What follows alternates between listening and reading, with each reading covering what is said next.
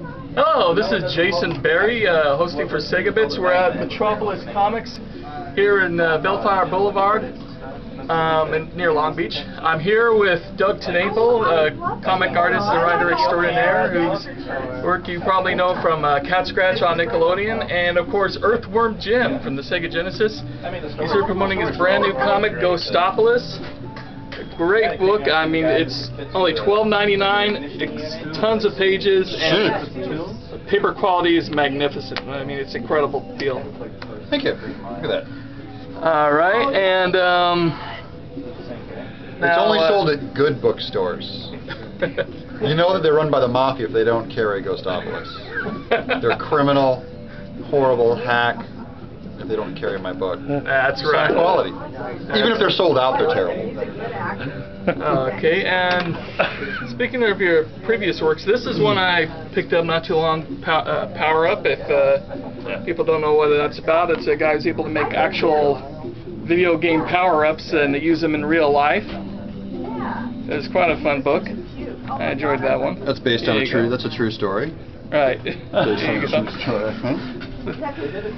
Now, I know Earthworm Jim HD was put out just recently for the Xbox Live Arcade, as well as a version for the DSi Nintendo. Do you still get royalties from those? Yeah, I do.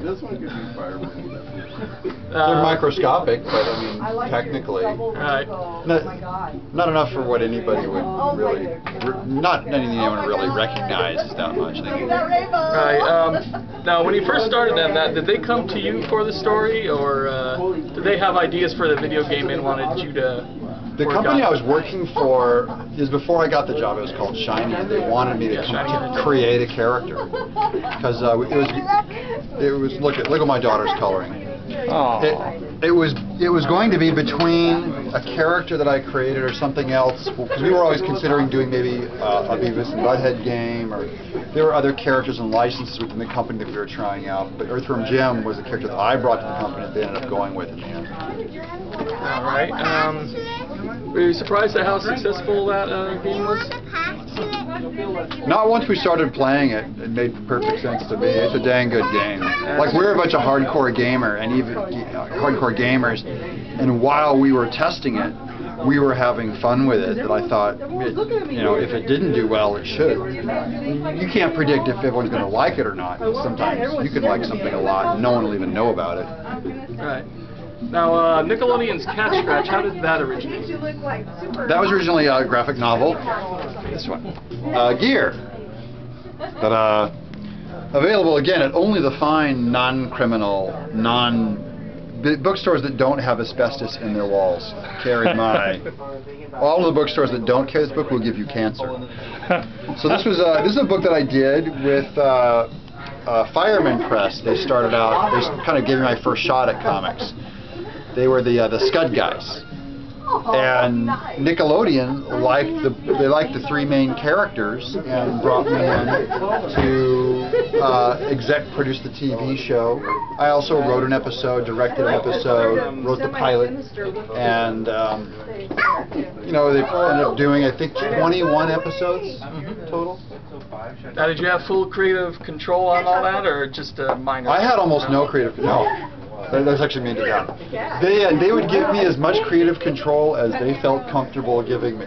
So it's like you have it until they disagree. And so my job was to come up with stuff that was my idea, but that they would agree to it. That's kind of my job. And then if it was something I did that they just didn't like, well, no one puts stuff on the air on a network they own that they don't like.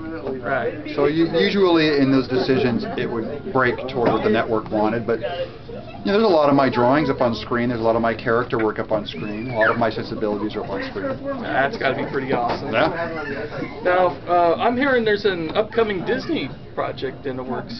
Yeah, that's the Ghostopolis movie, which we have Hugh Jackman attached to be in it, and we hired a writer, and we're hoping to get a draft of that one coming out pretty soon. So, I mean, the movie will be a couple of years out because it takes so long to make an epic of that size. But Disney, that's a pretty big taco. That is huge.